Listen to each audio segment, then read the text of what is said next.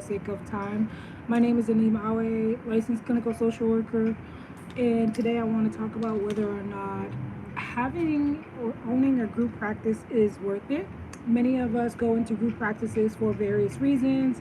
Maybe it's perhaps that you are really motivated and invested in supporting the growth of up and coming therapists and providing that space for them to train under you. Perhaps you are just interested in providing a space where people can just work for you and you want to make tons of money. I think all of that are all great reasons to go into private practice, but I want to speak from my personal experience.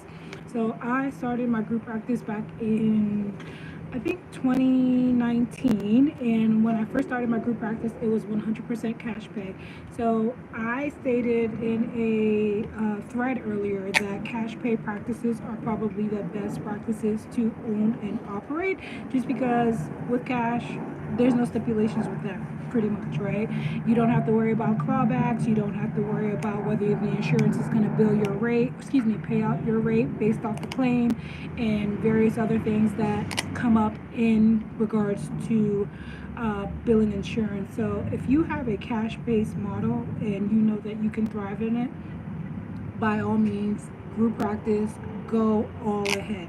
If not, there are a couple things that I want folks to consider. Number one, I want you to think about your why, right? So I gave a couple of reasons that people go into group practice, but those may not be any of your reasons, and that is okay. Understanding your why, right? Because one of the reasons I mentioned was like going in and making a ton of money. Profit margins aren't that great if you are not a cash-based group practice. Keep in mind, you are dependent on whether or not the insurance company is going to reimburse you a rate that makes sense for you. Also, one of the things that you want to keep in mind is like, what are you paying these people, right? Are you paying them a fair and livable wage? One of the things that I did, and one of my mistakes, I wouldn't say it was a mistake, but one of the things that I did was pay people a really high rate that wasn't necessarily sustainable with the business model that I had. So you want to do a lot of pre-planning in terms of understanding budgeting, understanding what rates you're going to pay, what's going to be consistent, are you going to accept insurance? All those factors will determine whether or not this is going to be a profitable group practice and if it's going to make sense for you.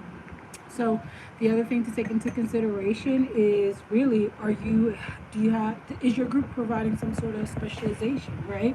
Particularly if you're looking to panel with insurances, oftentimes what you may hear, it's not always going to be the case, they may not want to panel you in your group because you don't have a specialization, right? So that's going to impact profit margins, which is going to also impact the health and wellness of your business.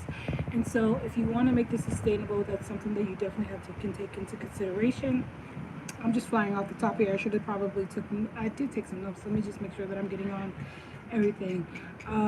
The other thing that you want to think about especially is how are you as the group owner, are you delegating? Are you providing supervision? Are you managing the practice? Do you have any help?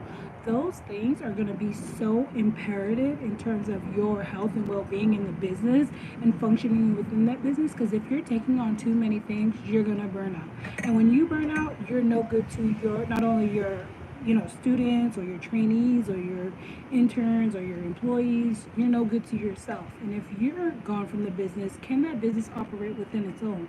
You definitely need help. And with help comes a line item on the budget to be able to pay for that, right?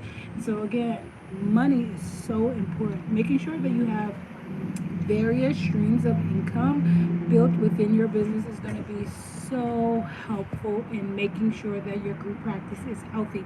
You can't simply depend on one-to-one therapy or even couples counseling. Well, it depends on the area and region that you are, but you want to diversify your streams of income within the group practice as well. So that can be really helpful in terms of making sure that you don't get burnt out in your business and you're not overwhelming yourself by not delegating tasks when you can. The other thing is profit sharing. I talked about that a little bit. Are we paying people livable wages? We're therapists. I'm a social worker. I believe in equity. I believe in, paying fair wages. People should earn fair wages when they're working. So like, how can you, based on the part of the country that you're in, of course, that's going to look differently for everyone, how can you ensure that people are going to get paid fairly, right? Some insurance companies, you think about, let's just say you have a good insurance plan in your area, they're reimbursing you 100%. So if you're doing a profit share margin, right, are you taking 70, they get 30, or are they taking 70, you take 30? Can that 30 sustain like the back end of your business, right? Can it pay for the EHR? Can it pay for the marketing? Can it pay for all these different things?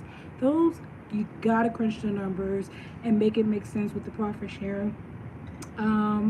What else? I think, because I'm in a rush, I would love to have a more in-depth conversation.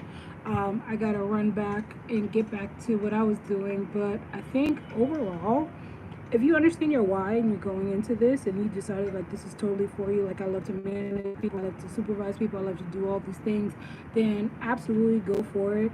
If you can build, you can absolutely build a sustainable, very successful, thriving, healthy business on, using insurances, but you have to be selective about the insurances that you use.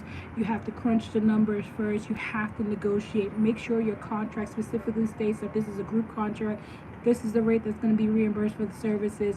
Make sure all those things explicit. Having an attorney look over the contract, having an attorney look over your documents is going to be really important too. And all those things cost money. So I'm actually getting ready to close my group practice because I came to the difficult decision. I would say difficult decision. It's only difficult for me because I really love the folks that I work with. I just could not do the day-to-day management stuff. Like, I love supervising, I love helping clinicians grow, I love like fostering that environment for them. But as far as like the one-to-one managing and like running after people for notes and things like that, like I just couldn't do that, and I lost the passion, I lost the fire. But I gave it a good run, and I decided for myself with the consultation of others, close peers, friends, family, and other clinicians, that this isn't something that I want to do anymore.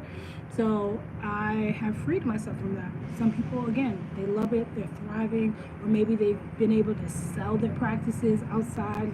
You're seeing that a lot pop up, and that can make sense for a lot of people. At the end of the day, it has to make sense for you. You need to understand your why and crunch the numbers.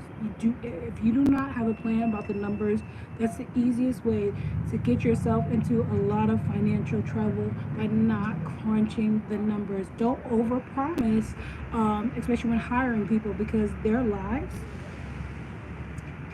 are in your hands, essentially, right? They're depending on you. They're depending on this business. So do not overpromise.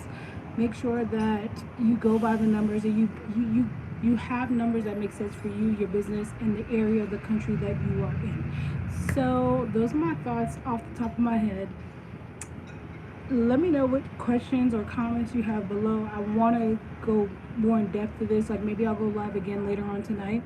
But those are my thoughts about group practices and whether they are worth it or not. For me, I did it, tried it. We thrived. We had our highs, we had our lows, we had our highs again, we had our lows again. And I've decided that it's no longer something that I want to continue doing. That does not mean that I can't still supervise. Well, in the state of California, you have to be a W-2, and again, state regulations is also going to depend on what you can and cannot do. W-2 versus 1099 contract. So, that I'll still supervise people, on a contracted basis, and I will still provide a space for up-and-coming therapists, social workers to come in and who want to grow and, enhance their clinical skill sets. However, I can continue to support them. I'll still do that. But I've come to the decision that I don't need to do that through the confines of a group practice. I can do that in other ways. And so that was the decision I had to make for myself as a professional, and you will decide what is best for yourself. So again, I probably will go live again, kind of go more in depth with this conversation, because this is just off the fly. And let me know what questions you have below, because we can continue having this conversation. All right, bye.